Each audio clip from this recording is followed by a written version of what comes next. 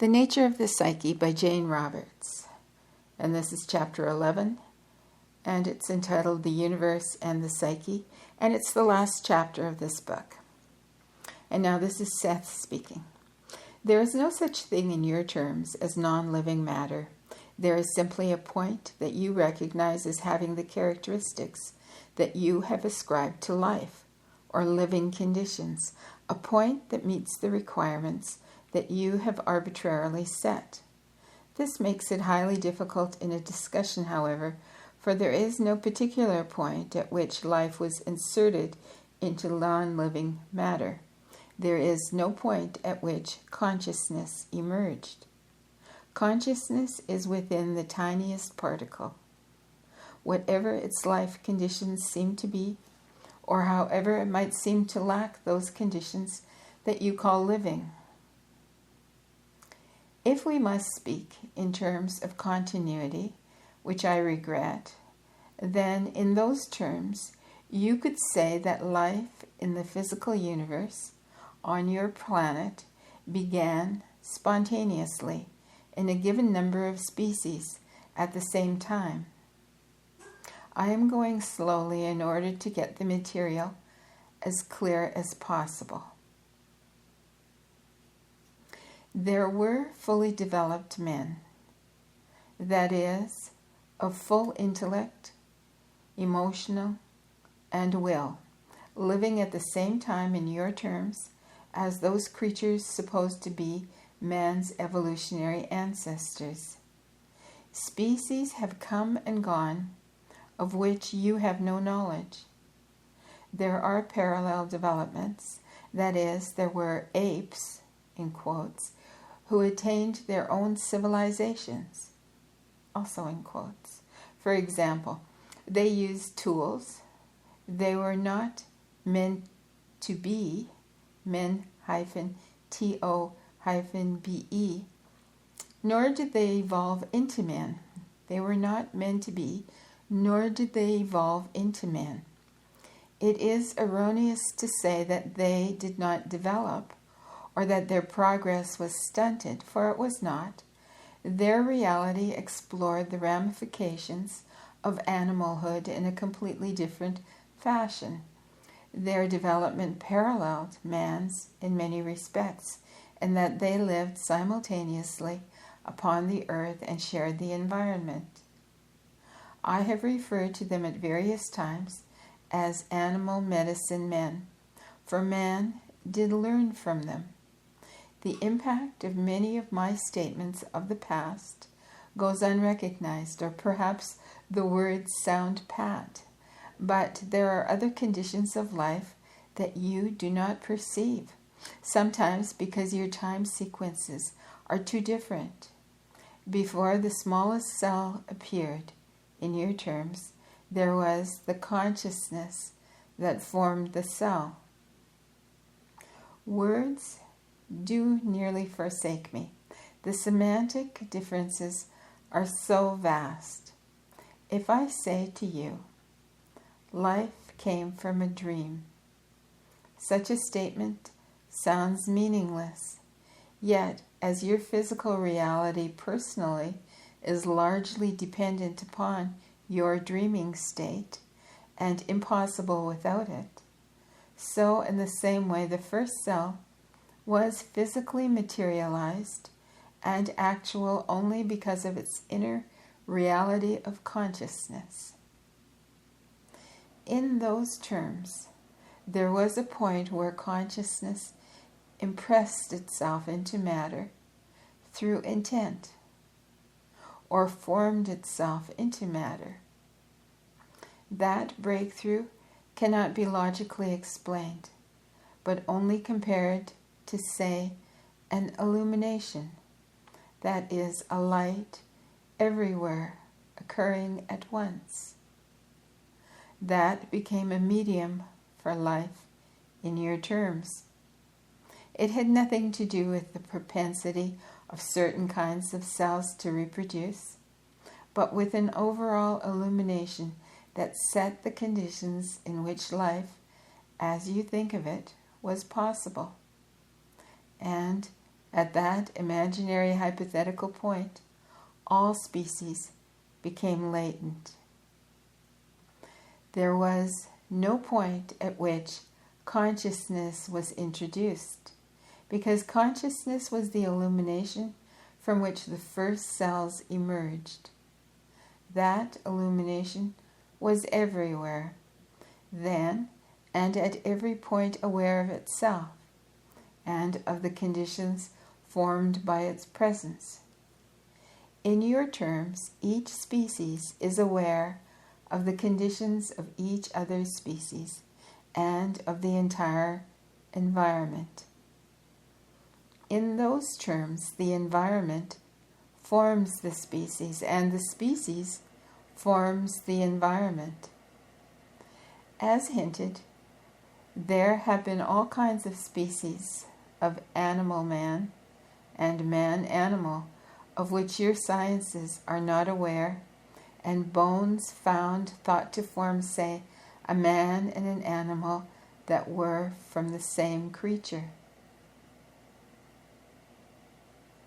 Indeed, Afghanistan comes to mind here as a particular lucrative environment. Your own kind of conscious mind is splendid and unique. It causes you, however, to interpret all kinds of life according to your own specifications and experience. The complex nature of other animal consciousness escapes you completely. And when you compare your technologies, learning, logical thought, cultures, and arts with what you understand of animal nature, there seems no doubt that you are superior and the flower of evolution, that all other kinds of life are topped by your existence.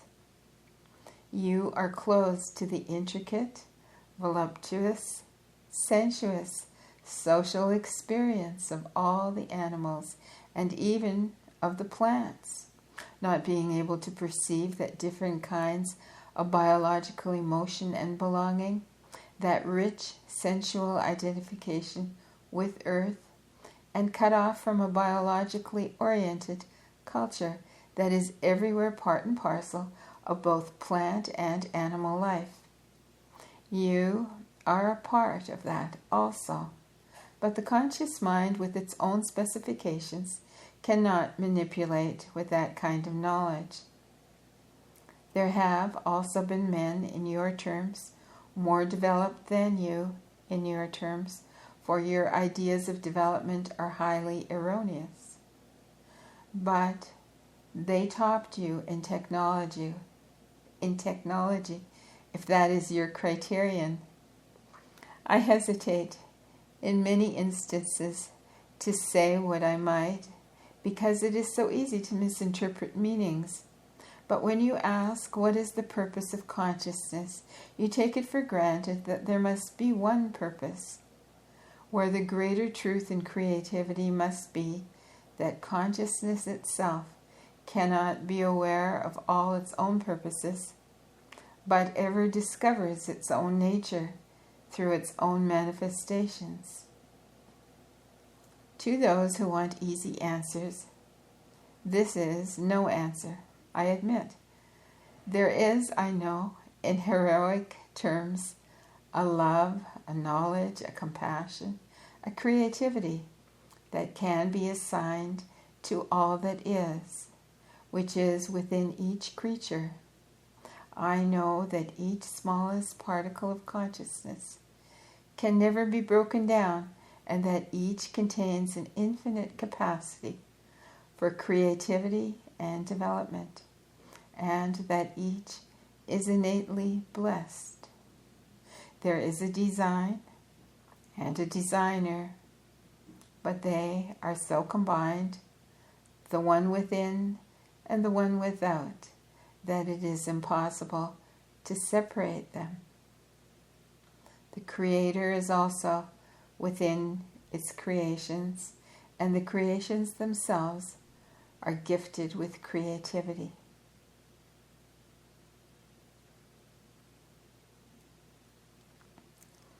Now, in continuation, when you ask about the beginning of a universe, you are speaking of a visible universe. There is consciousness with each conceivable hypothetical point within the universe.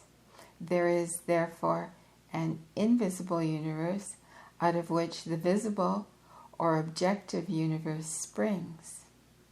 I do not mean to overemphasize the point that this particular material is most difficult to explain, yet I can hardly stress the issue too strongly.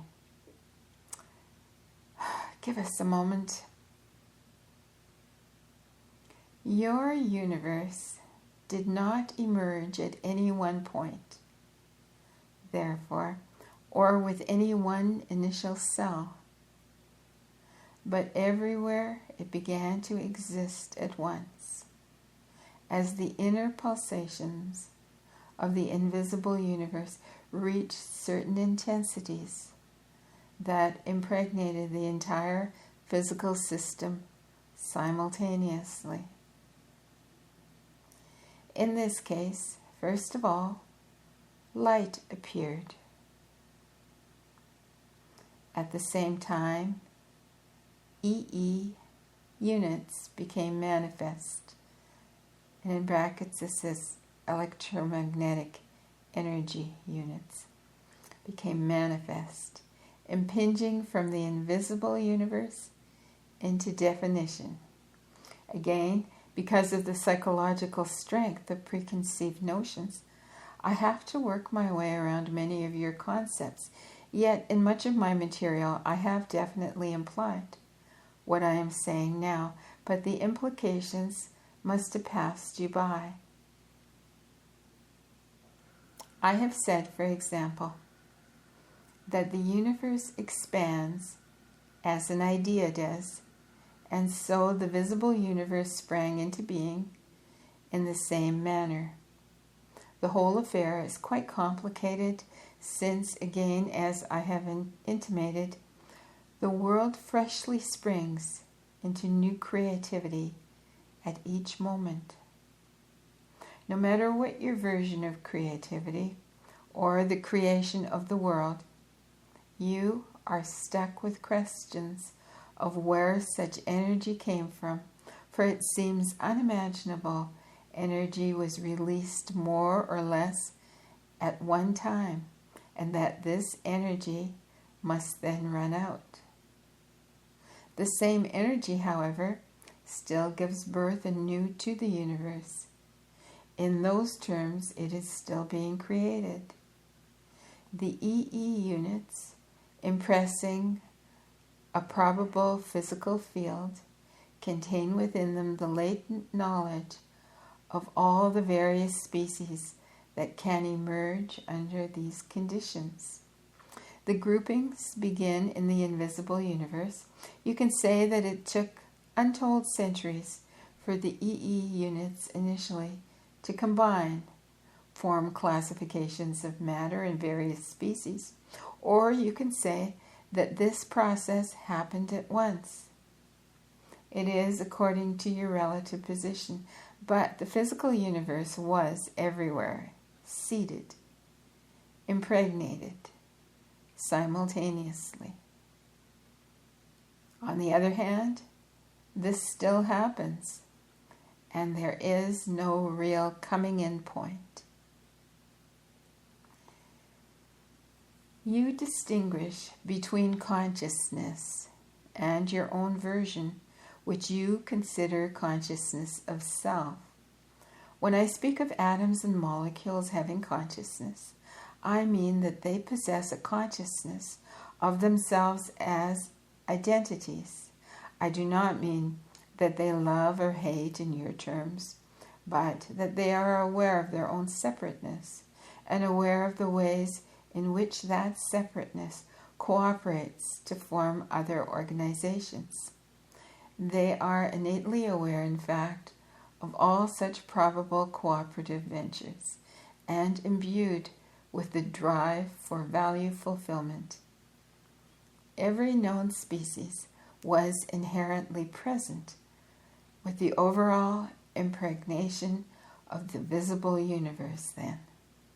If the universe were a painting, for example, the painter would not have painted first darkness and then an explosion, then a cell, then the joining together of groups of cells into a simple organism, then that organism's multiplication into others like it, or traced a pattern from an amoeba or a paramecium on upward. But he or she would have instead begun with a panel of light, an underpainting, in which all the world's organisms were included, though not in detail.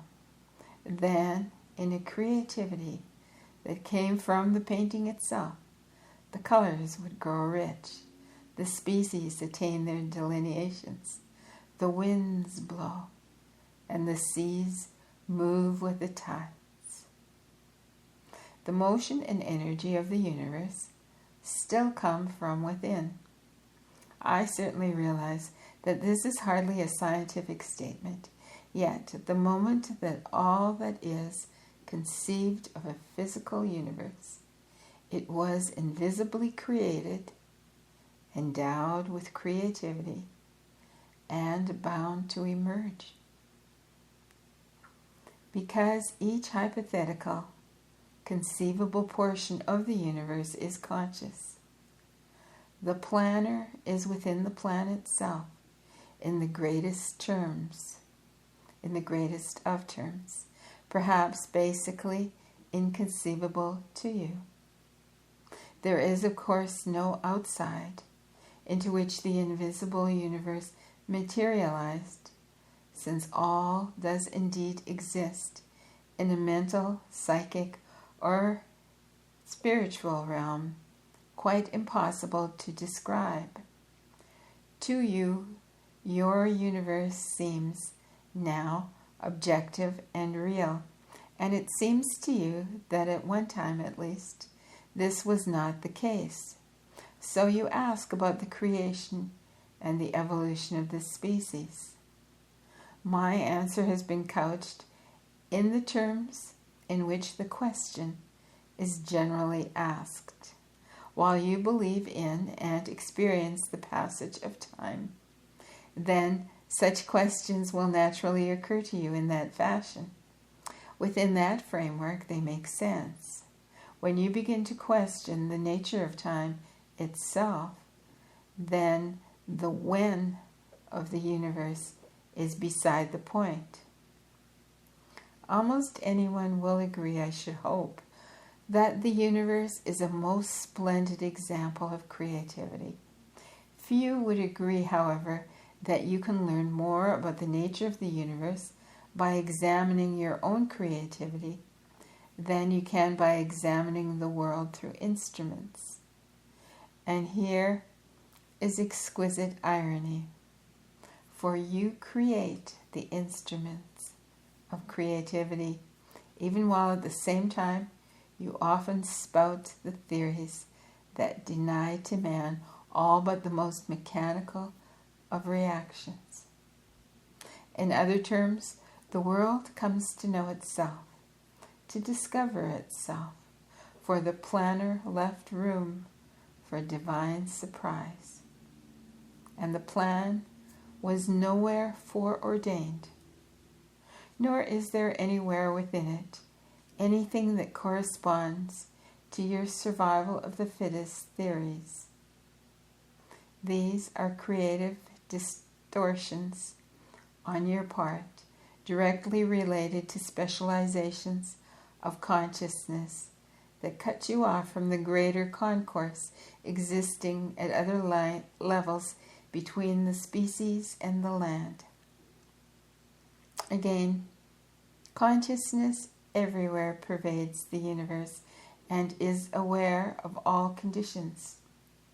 The balance of nature upon your planet is no chance occurrence, but the result of constant, instant computations on the part of each most minute consciousness, whether it forms part of a rock, a person, an animal, a plant. Each invisibly holds space together, whatever its station. This is a cooperative venture. Your own consciousness has its particular unique qualities, and that, like other comparatively long-lived species, you associate your identity with your form far more rigidly. Other kinds of consciousness leap in and out of form with great leeway. There is a biological understanding that exists, for example, when one animal kills another for food.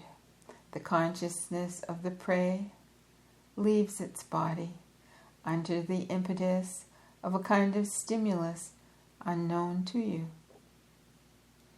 I want to be very careful here, for I am speaking of natural interplay among the animals.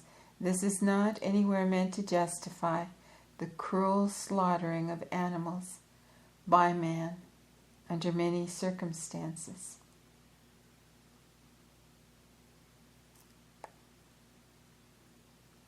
The historical and cultural world, as you know it, appears to be the only one subjective... Let me start the sentence again. The historical and cultural world, as you know it, appears to be the only one objective world. Of course, with its history already written, its present, and hopefully its probable future. It seems also that the future must be built upon that one known species or world past. Often it may simply sound like a figure of speech when I talk about probabilities. In many ways it may indeed appear to be almost outrageous to consider the possibility that there is more than one Earth, or that there are many Earths, each similar enough to be recognizable, yet each different in the most vital respects. This particular house exists, yet you may open the door on any given day to a probable world from your immediate standpoint and never know the difference. This happens all the time, and I mean all the time. You move through probabilities without knowing it. The transitions are literally invisible to you, though they may appear as trace elements in your dreams. As a diamond has many facets, so does your reality in that regard. Since your birth, a probability has occurred that you could have followed, in which your wars did not happen. There is another probability in which the Second World War ended in nuclear destruction, and you did not enter that one either. You chose this probable reality in order to ask certain questions about the nature of man, seeing him where he wavered equally between creativity and destruction, knowledge and ignorance, but a point that contained potentials for the most auspicious kinds of development in your eyes. The same applies to Rupert. In a way, man is trans-species at this point in probability. It is a time and a probability in which every bit of help is needed, and your talents, abilities, and prejudices made you both uniquely fitted for such a drama. At the same time, do not dwell too much upon that world situation, for a concentration upon your own nature and upon the physical nature of your world, the seasons, and so forth, allows you to refresh your own energy and frees you to take advantage of that clear vision that is so necessary. You each also became involved in this probability precisely to use it as a creative stimulus that would make you seek for a certain kind of understanding. There is always a creative give and take between the individual and his world. To some extent or other, each of those involved in this probability chose it for their own reasons. Saying this, however, I also say that many leave this probability for another when they have learned and contributed.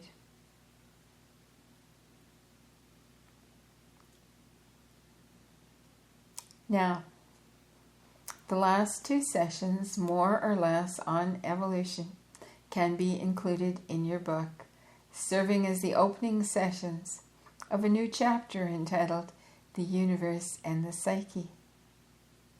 Your next question is easy to anticipate, of course, for you will want to know the origin of that interior universe from which I have said the exterior one ever emerges. And here we must part company with treasured objectivity and enter instead a mental domain in which it is seen that contradictions are not errors, an inner domain large enough to contain contradictions at one level, for at another level there are seen to be no contradictions at all. In science, as it stands, it is necessary that self-contradictions do not arise. If a hypothesis is proven true, then it cannot be proven false. Or, of course, it was never true to begin with. In those terms, therefore, the universe either had a creator or it had none. Or it came into being as stated in the Big Bang theory and is either constantly expanding or it is not.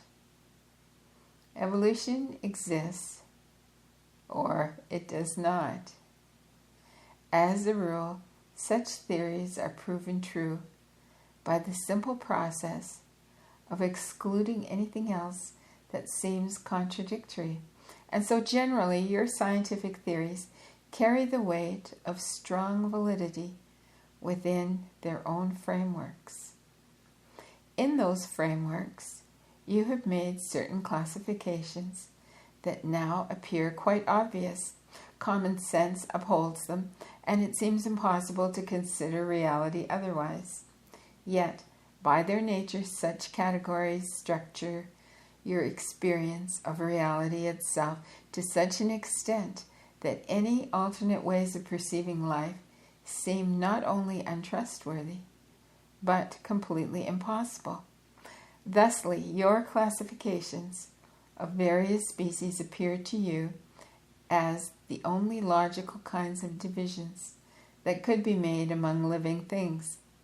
Quite the contrary is the case, however.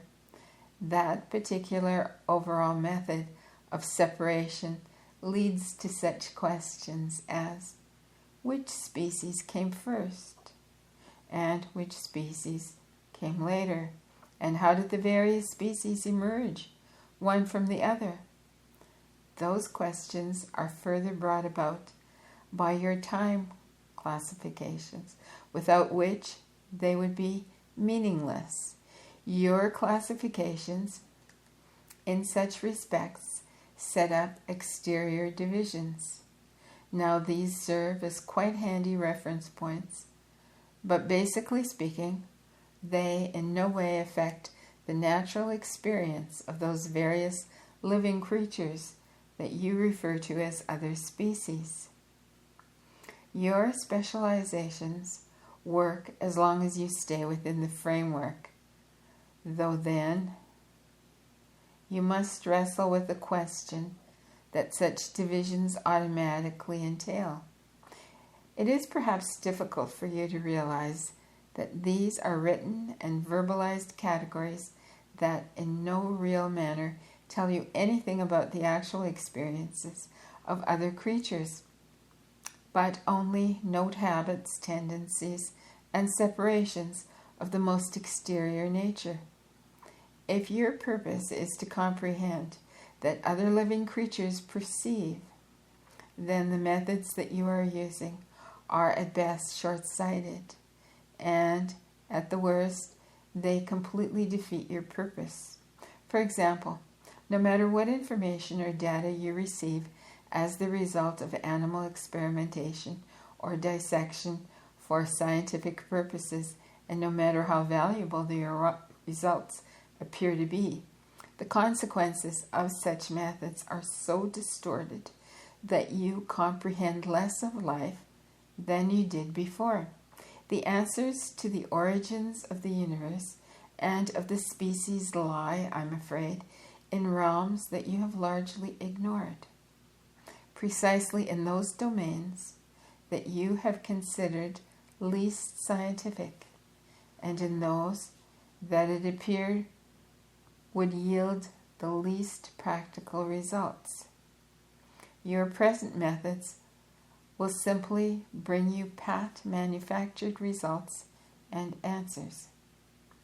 They will satisfy neither the intellect nor the soul, since your universe springs from an inner one, and since that inner one pervades each nook and cranny of your own existence.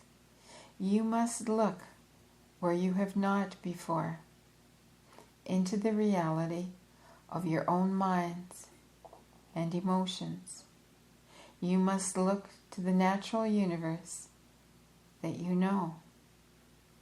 You must look with your intuitions and creative instincts at the creatures about you, seeing them not as other species with certain habits, not as inferior properties of the earth to be dissected, but as living examples of the nature of the universe in constant being and transformation. You must study the quality of life. Dare to follow the patterns of your own thoughts and emotions,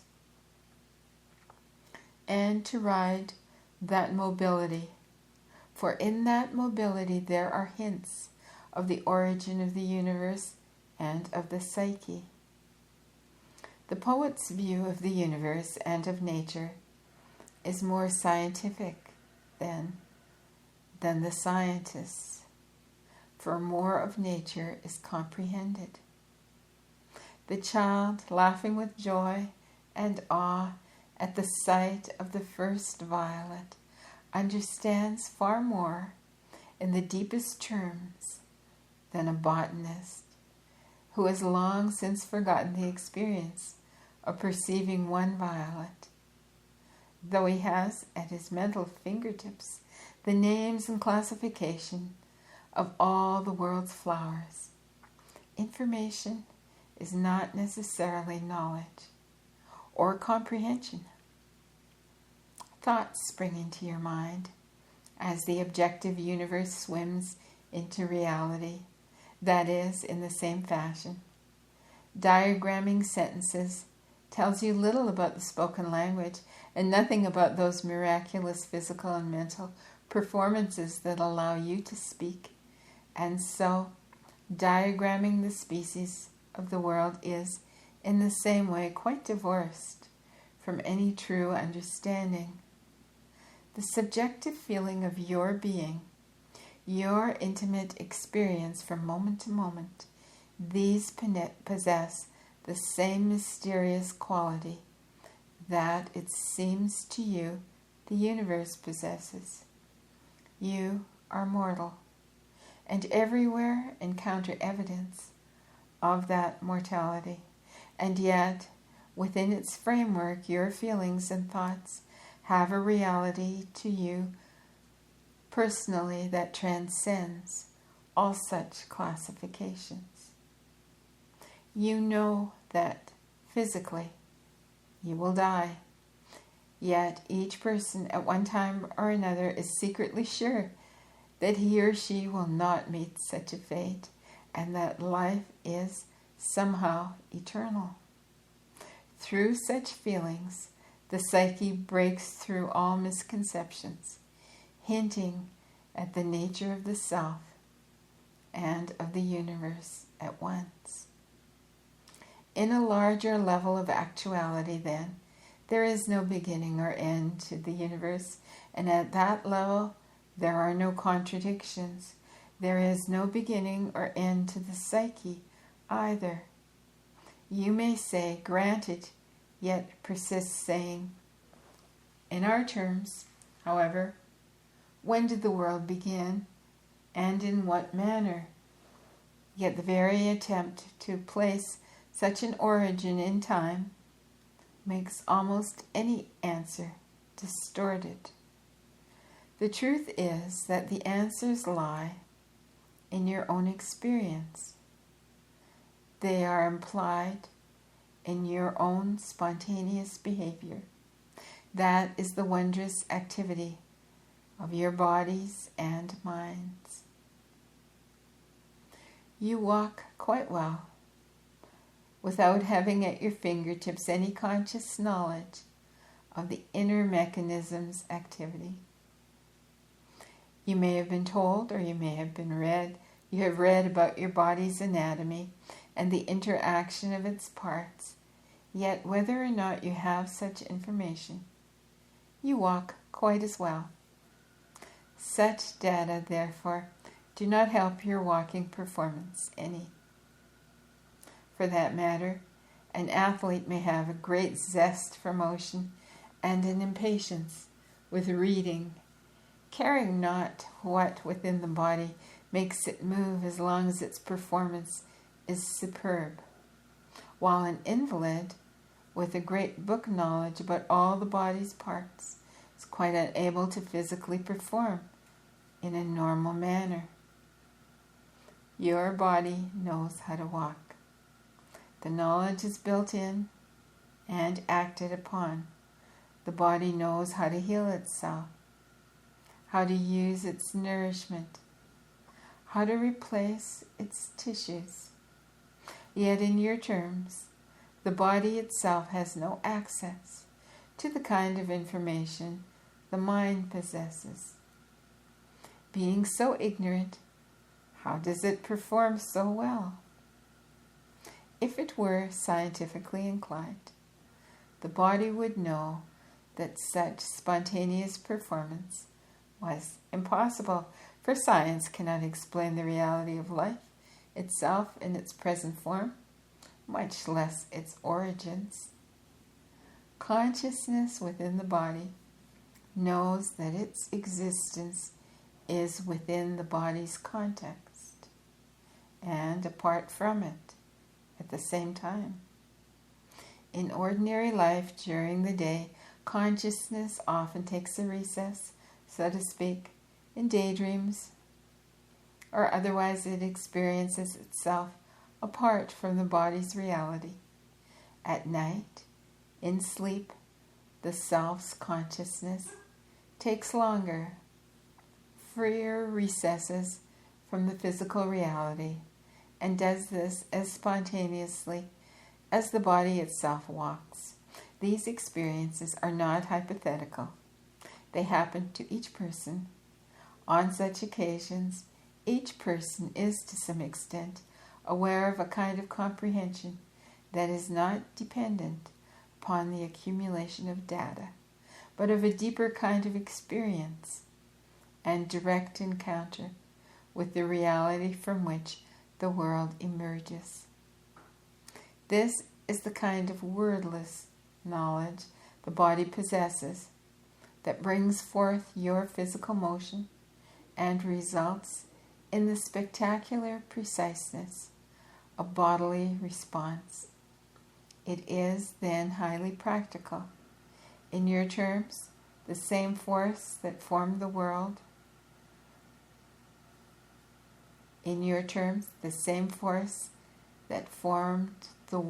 forms your subjective reality now and is a source of the natural universe.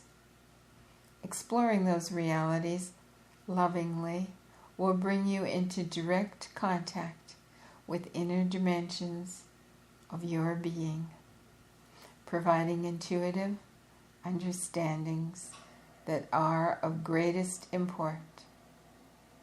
The motion of the universe appears in the motion of your own intimate experience, and in that seemingly most nebulous area, the answers will be found.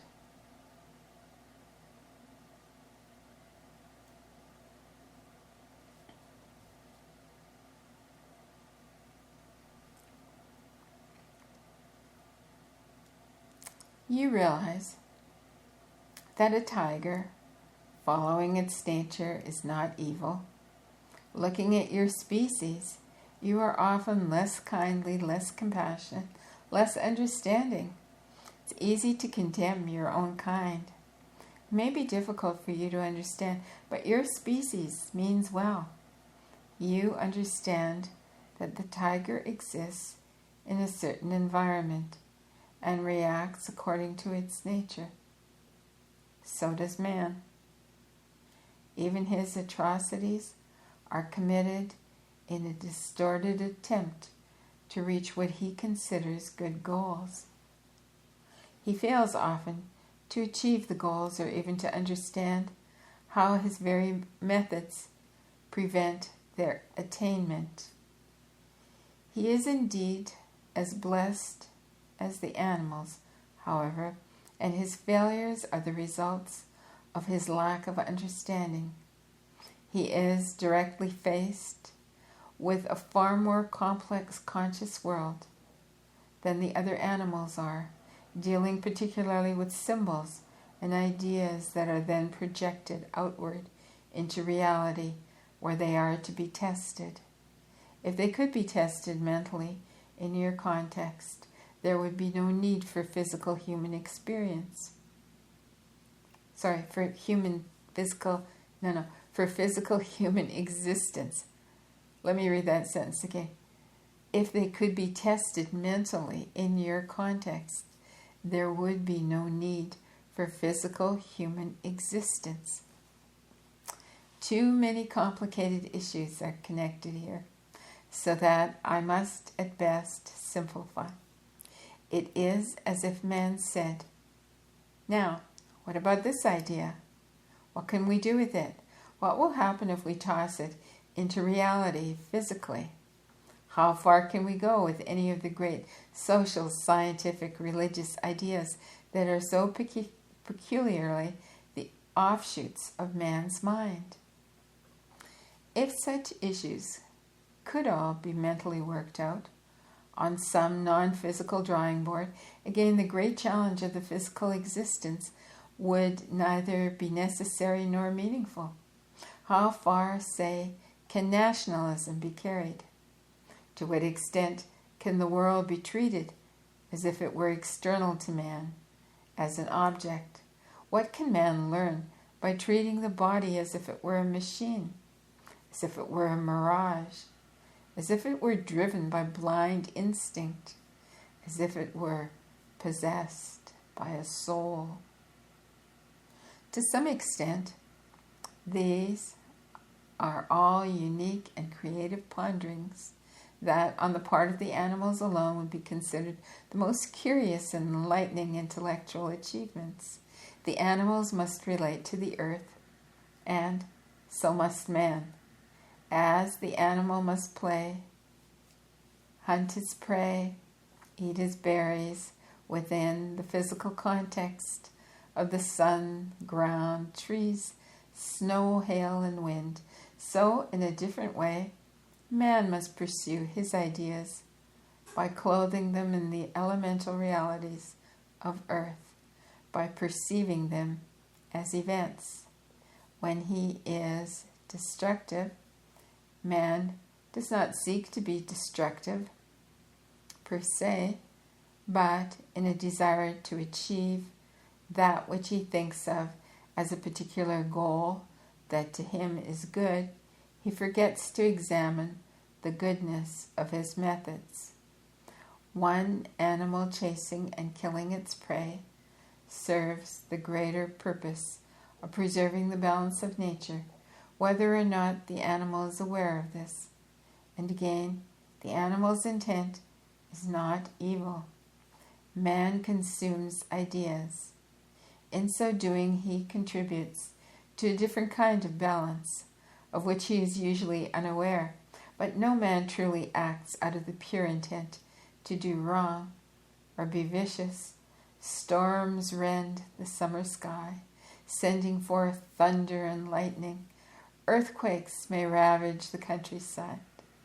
You may deeply regret the havoc worked, knowing that neither the storm nor the earthquake is evil. Not only did they have no wrong intent, but the overall condition corrected the earth's balance.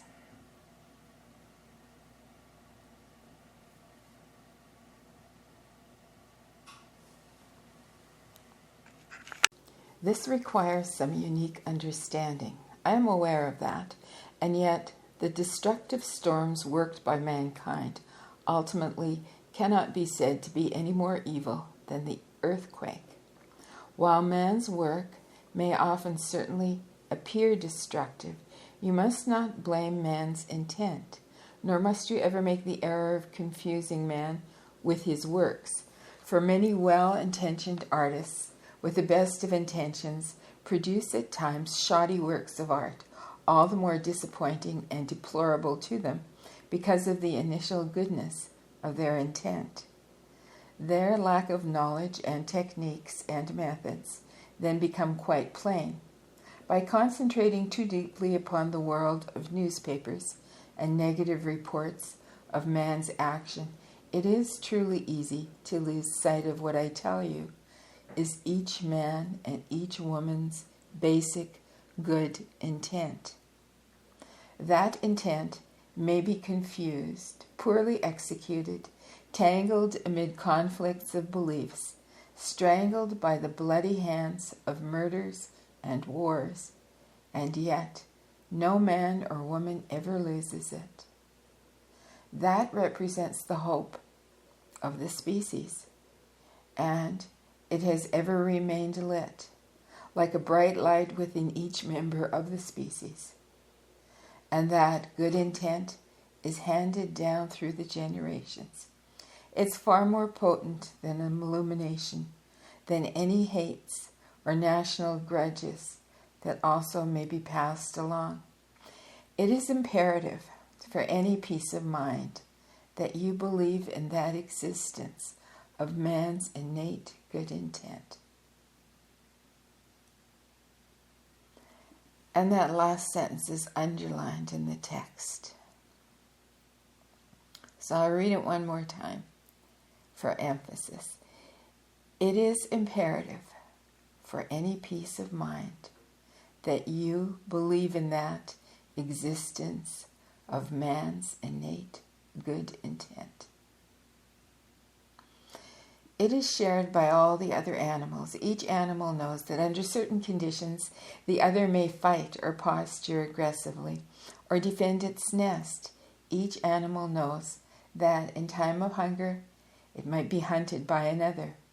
Except for those situations, however, the animals are not afraid of each other.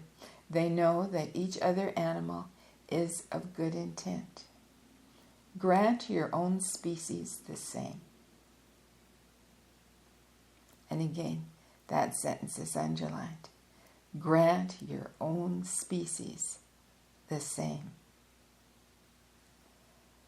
Make a distinction in your mind between man and man's works. Argue all you want against his works as you read in your newspapers of errors, stupidities, treachery, or war. Collect pages and reams of such material if it suits your fancy, and I am speaking not only to you or to Rupert, but to anyone who hopes to find a hint of truth, peace of mind, or creativity. Collect books of man's failures. I do not personally know why anyone would collect the worst works of any artist and get pleasure in ripping them apart. Man has produced some fine works.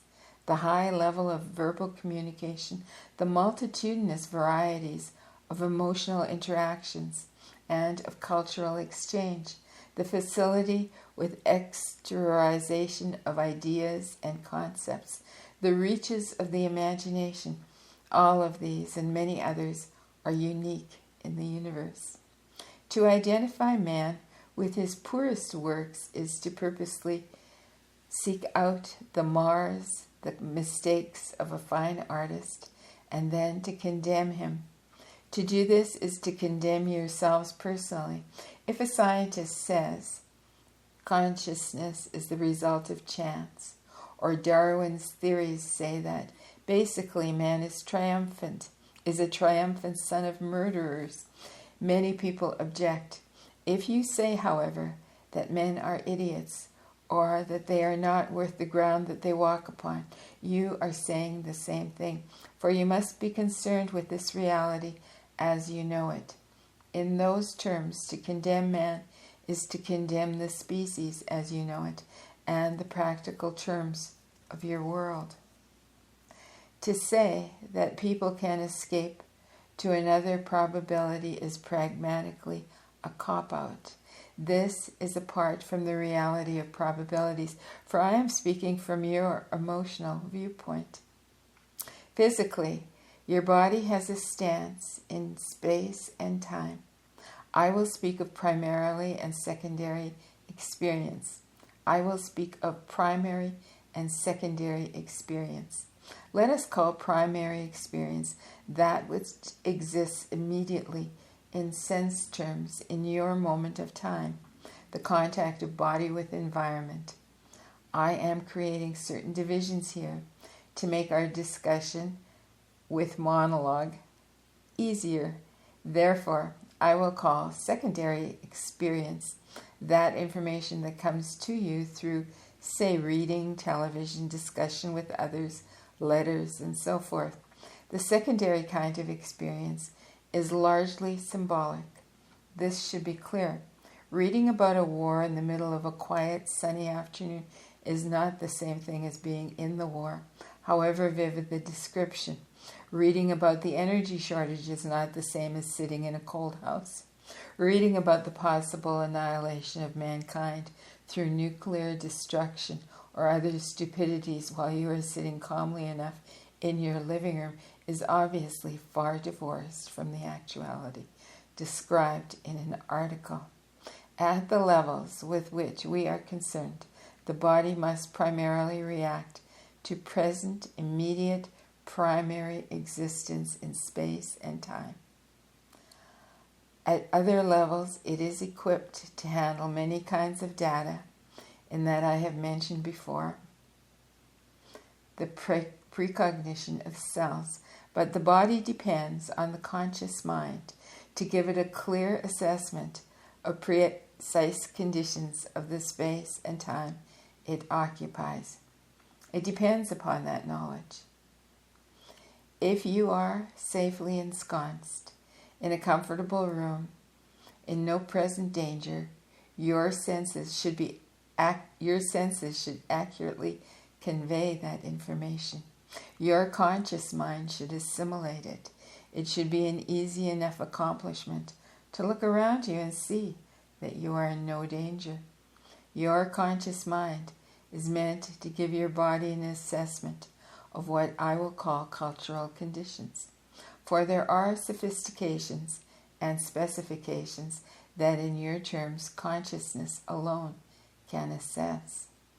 If, under conditions naturally safe in the terms of primary experience, you become overwhelmed by unsafe signals from secondary experience, that is, from your reading or whatever, you show a lack of discrimination.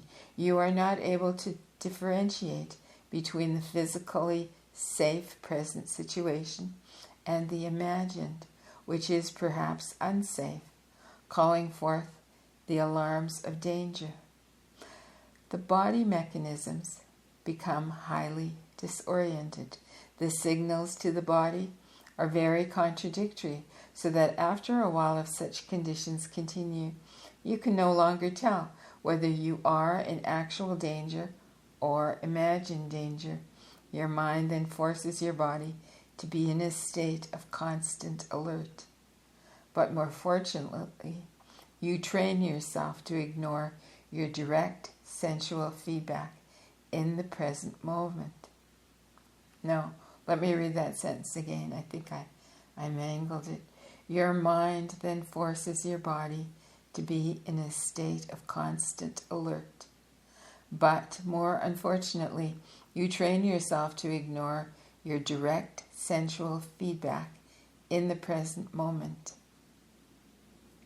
Your body then might say that you are safe, and your senses show that you are in no danger. Yet you have begun to rely upon secondary experience that you do not trust your creature reactions. Because of man's great gift of imagination, however, the alarm signals not only invade a safe present moment, but go jangling into the next one and the one following, and are endlessly projected into the future. To whatever extent and in whatever fashion, each individual is therefore robbed of his or her belief in the personal ability to act meaningfully or with purpose in the present. The body cannot act tomorrow. The body cannot act tomorrow, today. Its sense data must be clear. This resulting feeling of powerlessness to act leads to a state of hopelessness of varying degrees, and that mood does not tie itself to specific details but pervades emotional life if it is allowed to. To whatever degree, the condemning critical material too often becomes self-prophesizing to those who put merit on it. Allow it to cloud their reactions. In your terms while you live, and in the most pertinent terms of intimate sensation, your reality must be what you perceive in the framework of your time and what you create within that framework as it is experienced. Therefore, I entreat you not to behave as if a man will destroy himself in some future, not to behave as if man is an imbecile, doomed to extinction, dim-witted, half-crazy animal with a brain gone amok. None of the prophesied destruction man so fears is a reality in your time, nor for all the critical prophets through the ages and the forerunners of doom has the creativity of man destroyed itself in those terms. There are those who make careers of condemning the faults and failings of others or of the species itself, and because of that attitude, man's great energy and good intent remain invisible. Man is in the process of becoming. His works are flawed, but they are the flawed apprentice works of a genius artist in the making, whose failures are indeed momentous and grotesque only in the light of his sensed genius, which ever leads him and directs him onward. When you are considering the future in your terms, constructive achievements are as realistic as destructive ones. In those terms, each year of man's existence, in fact, justifies a more optimistic rather than pessimistic view. You cannot place man's good intent outside of the physical context, for outside of that context, you do not have the creature that you know. You cannot say that nature is good, but spawned man, which is a cancer upon it, for nature would have a better sense. You cannot say either that nature with a capital N will destroy man if he offends her, or that nature with a capital N has little use for its own species, but only wants to promote life with a capital L. For our nature is within each member of each species, and without each member of each species, nature with a capital or a small n would be non-existent. Because you are natural creatures, within you there is a natural state of being. That state can be an ever-present reservoir of peace, vitality, and understanding. Whatever your scientists think, your body and your consciousness and your universe spring constantly into actualization. Therefore, through cultivating the clear experience of your own consciousness and being with time and with the moment as you feel it, you can draw upon the greater vitality and the power that is available. To do this, rely upon your immediate sense data, not secondary experience as described. That primary sense data, while pinpointed in the present, providing you with the necessary stance in time, still can open up to you the timelessness from which all time emerges, can bring you intuitive intimations hinting at the true nature of the ever-present coming to be of the universe. That kind of experience will let you glimpse the larger patterns of man's creativity and your part in it. You have been taught to concentrate upon criticisms and faults in your society, and in your times it seems that everything will work out wrong, that left alone the world will run down, the universe will die, man will destroy himself. And these beliefs so infiltrate your behavior that they organize much of your experience and rob you of the benefits nature itself everywhere provides in direct primary experience.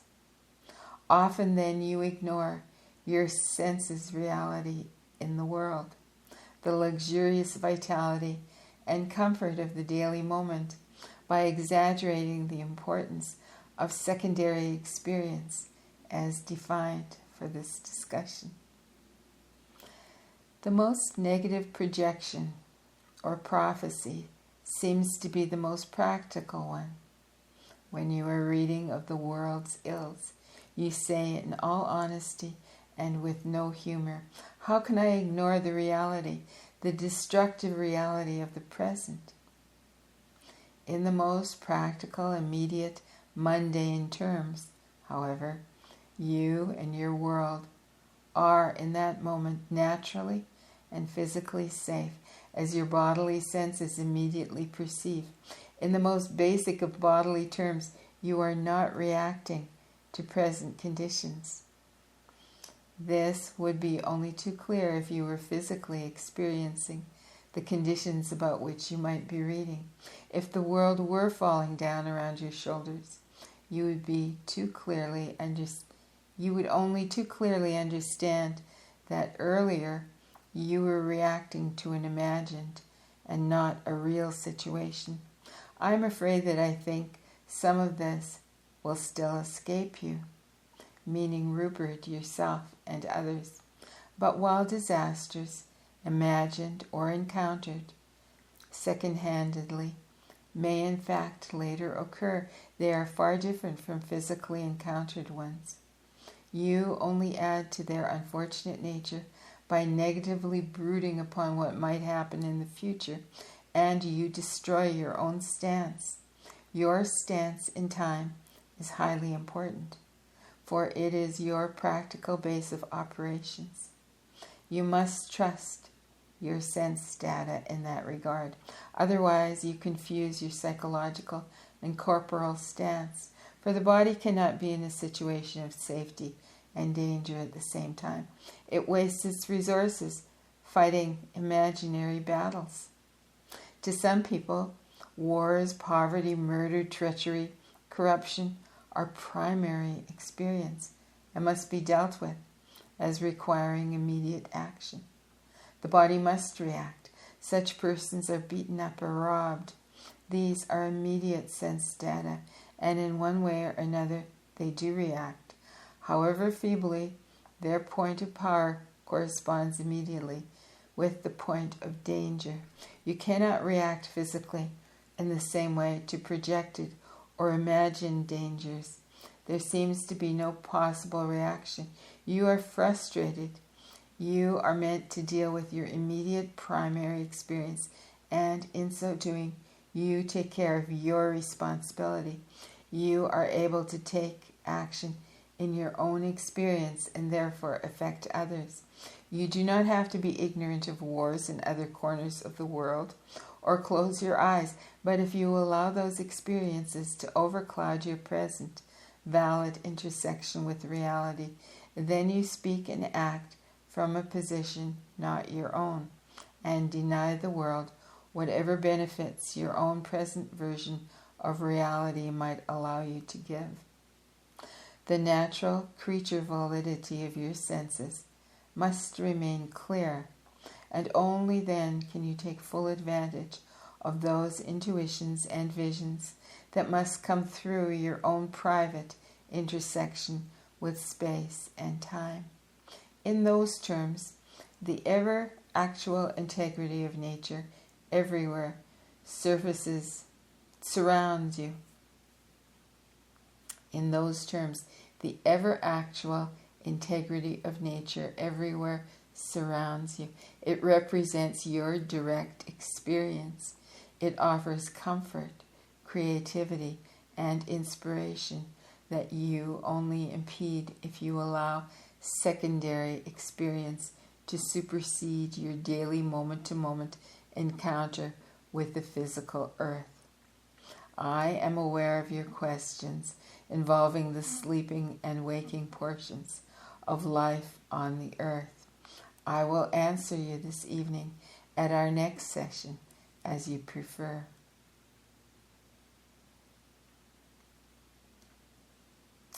You form your own reality. That reality contributes to the experience of others, but each of you possess a unique, original stance in space and time that is yours alone in quite practical terms, regardless of time's relative existence.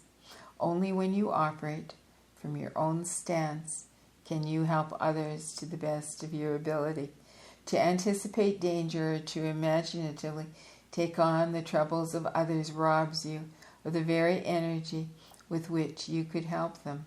I'm not saying, therefore, to turn your eyes from the unfortunate conditions of the world.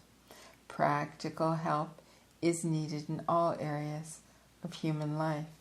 Yet, it is far better and more practical, ultimately, to concentrate upon the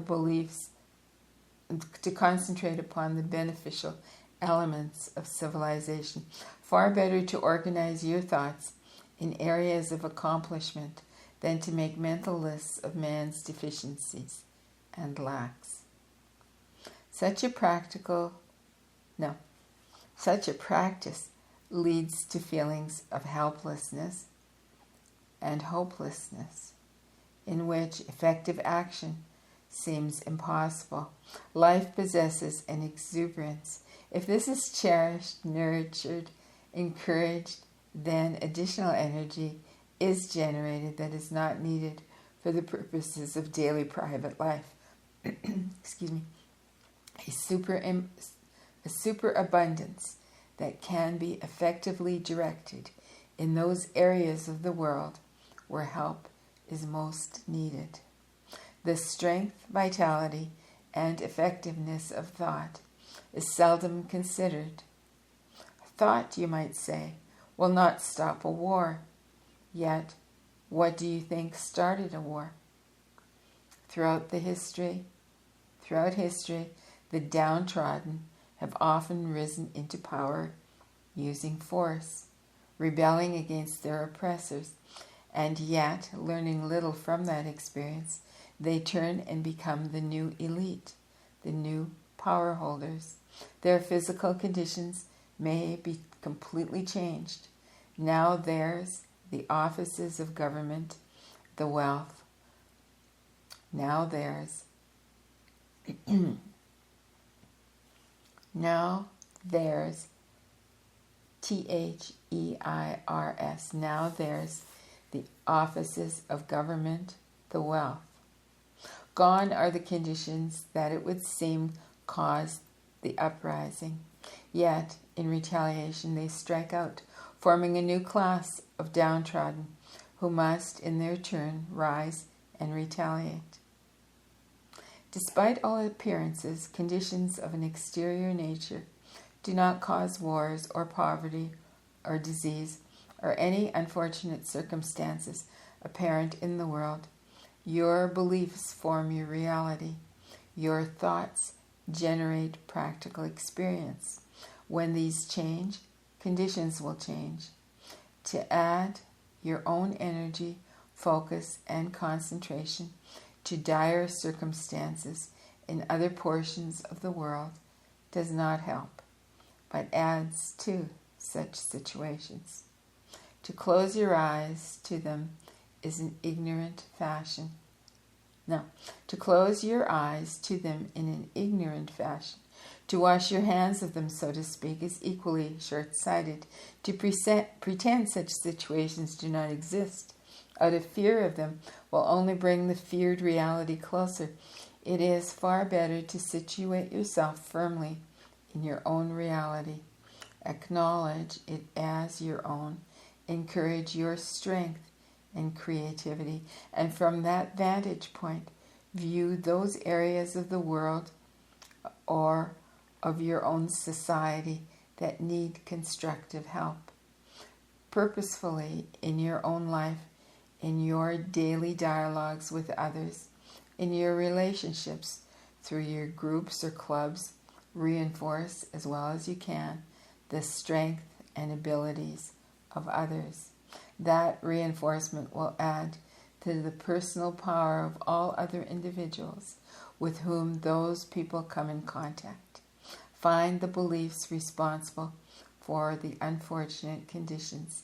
If the ideas in this book were thoroughly understood, then each individual would be able to access his or her own reality realistically. There would be no need to arm a nation in advance against another nation's anticipated but imaginary attack. Personal grudges would not build up, so that men or women so fear further hurts that they attempt to hide from life or from relationships or shy away from contact with others. It is not virtuous to count your failings. Self-conscious righteousness can be a very narrow road. If each of you understood and perceived the graceful integrity of your own individuality, just as you try to perceive the beauty of all other natural creatures, then you would allow your own creativity greater reign. There is order in all elements of nature, and you are a part of it. The great sweep of the seasons represents the reaches of your soul. You will not attain spirituality by turning your eyes away from nature or by trying to disentangle yourself from it. You will not glimpse eternal life by attempting to deny the life that you have now. For that life is your own unique path and provides its own clues for you to follow. All that is vibrates with desire. The denial of desire will bring you only listlessness. Those who deny desire are the most smitten by it. Each of your lives are miniature and yet gigantic episodes, mortal and immortal at once, providing experiences that you form meaningfully, opening up dimensions of reality available to no other else. To no one else. I'll just read that sentence again. Each of your lives are miniature and yet gigantic episodes, mortal and immortal at once, providing experiences that you form meaningfully, opening up dimensions of reality available to no one else. For no one can view existence from your standpoint. No one can be you but you. There are communications at other levels, but your experience of existence is completely original, to be treasured. No one from any psychological threshold, however vast, can write a book that defines the psyche, but only presents hints and clues, words and symbols. The words and ideas in this book all stand for other inner realities. That is, they are like piano keys, striking other chords that hopefully will be activated within the psyche of each reader. Each of you is couched now in the natural world, and that world is couched in a reality from which nature emerges. The psyche's roots are secure, nourishing it like a tree from the ground of being.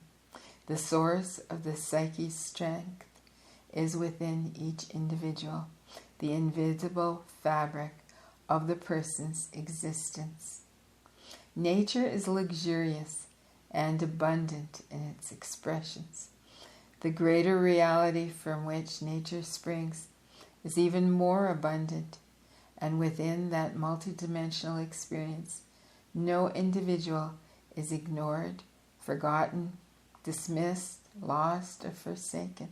A tree does not have to ask for nourishment from the ground or the sun, and so everything that you need is available to you in your practical experience. If you believe you are not worthy of nourishment, if you believe that life itself is dangerous, then your own beliefs make it impossible for you to fully utilize that available help. In large measure, since you are still alive, you are, of course, nourished.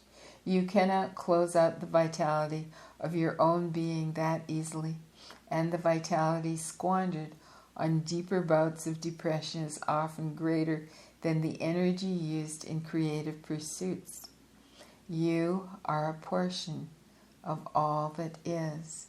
Therefore, the universe leans in your direction. It gives. It rings with vitality. Then forsake beliefs that tell you otherwise. Seek within yourself, each of you, those feelings of exuberance that you have, even if they are only occasional, and encourage those events or thoughts that bring them about. You cannot find your psyche by thinking of it as a separate thing, like a fine jewel in an eternal closet. You can only experience its strength and vitality by exploring the subjective reality that is your own, for it will lead you unerringly to that greater source of being that transcends both space and time.